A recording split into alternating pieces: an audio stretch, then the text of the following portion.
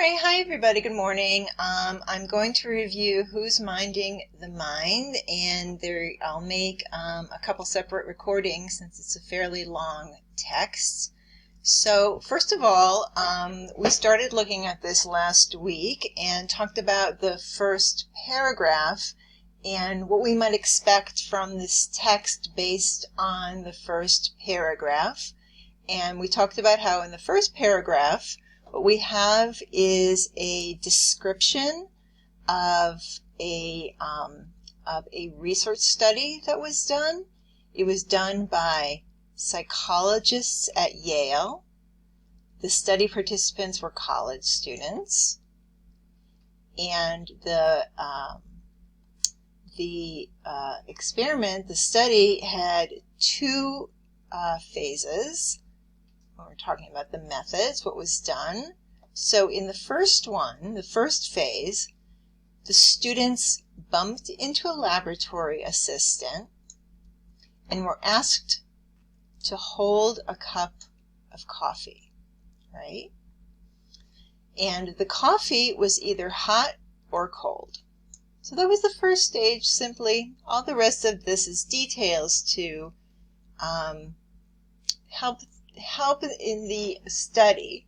The point of the study was that the participants were on their way to a study, but they didn't know what the main point was. Okay, so that's a certain way of doing a research study where they didn't know. And in this case, that's a very important aspect of this particular research study.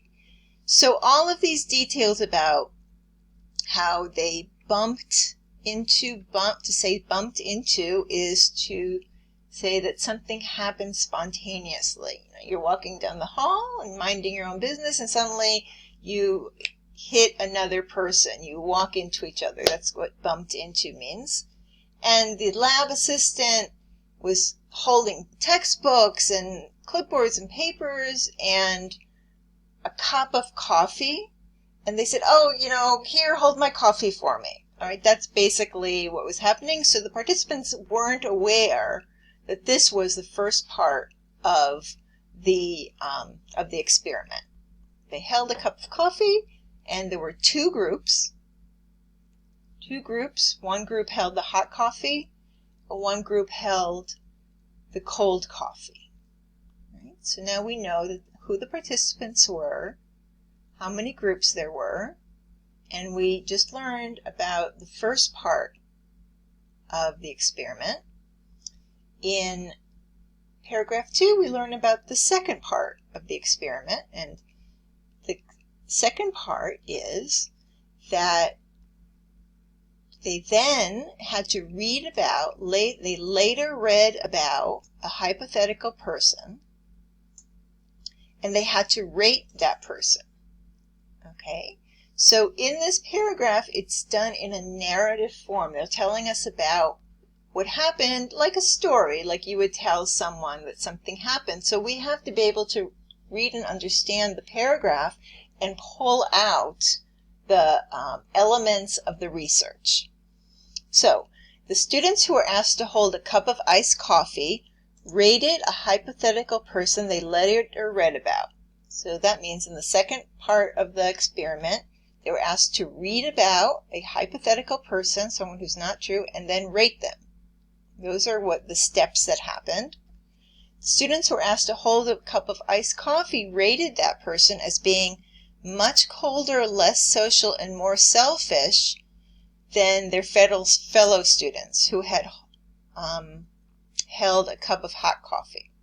So this is the result of the experiment, where we find a difference between the two groups. One group who held the iced coffee, one group who held the hot coffee.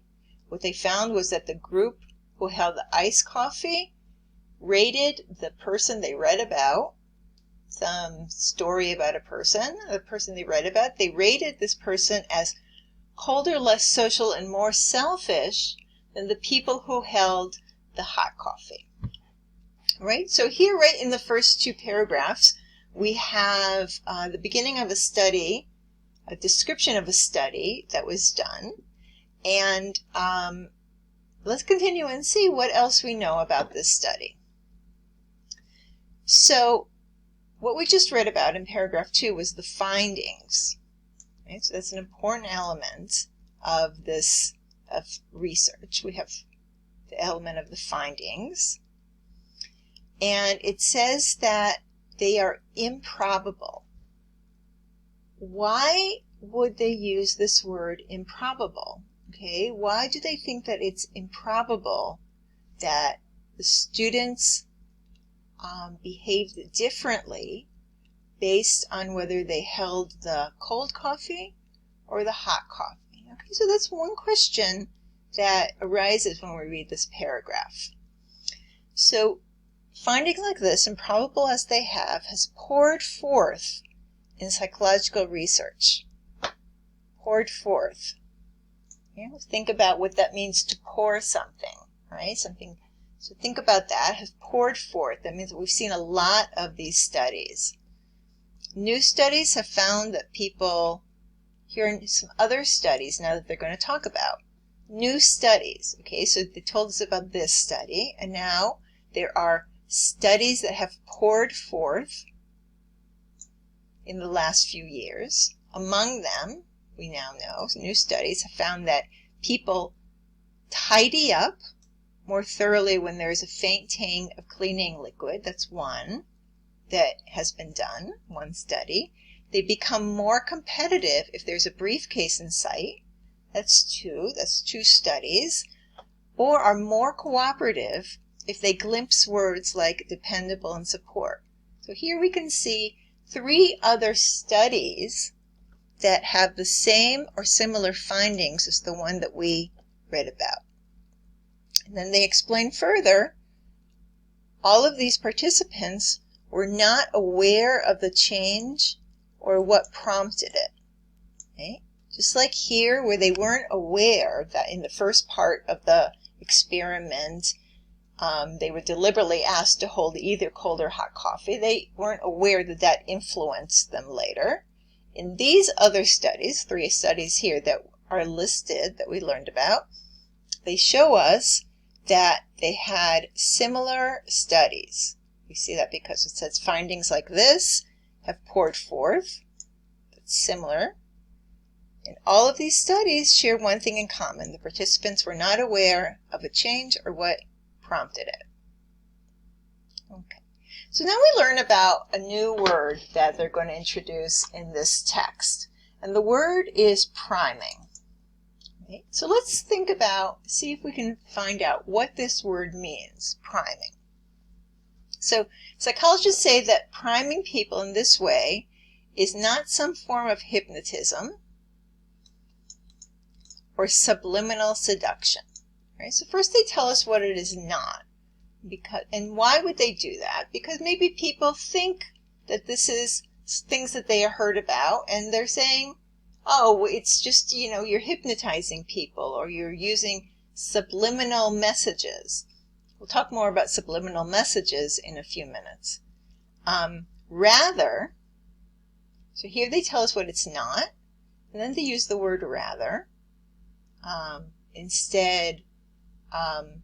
And now it's going to tell us what it is, what priming is. So first, what priming is not, and then the word rather tell us what it actually is.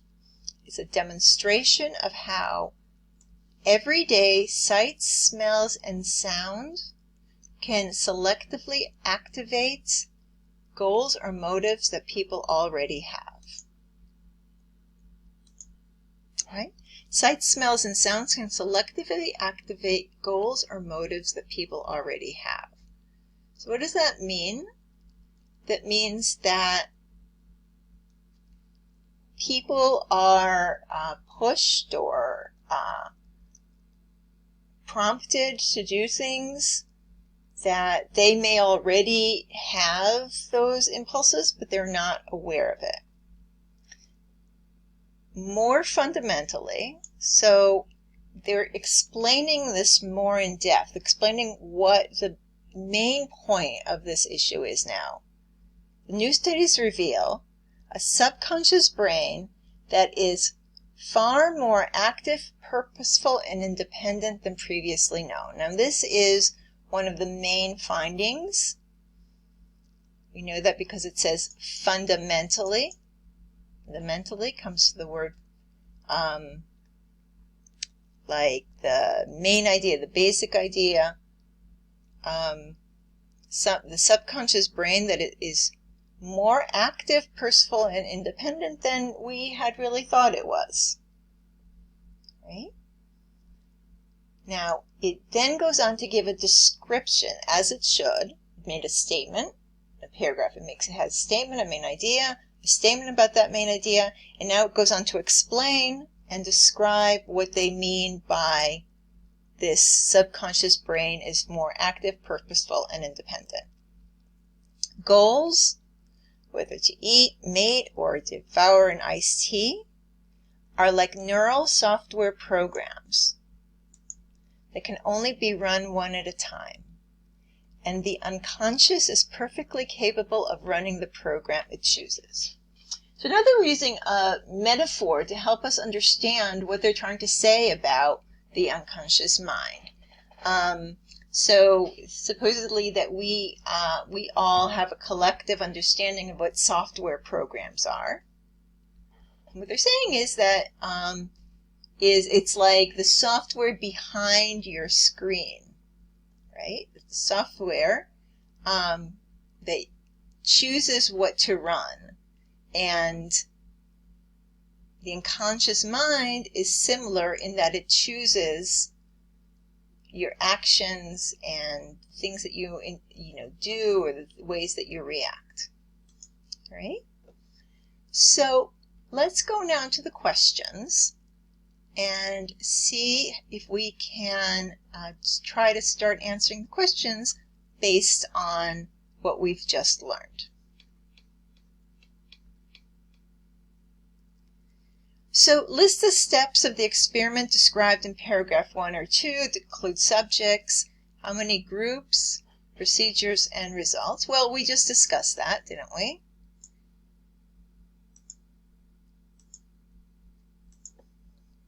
All right.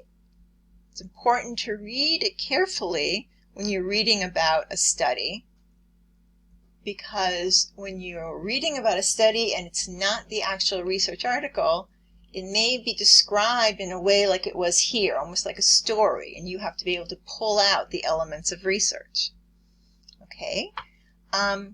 What is surprising about the studies?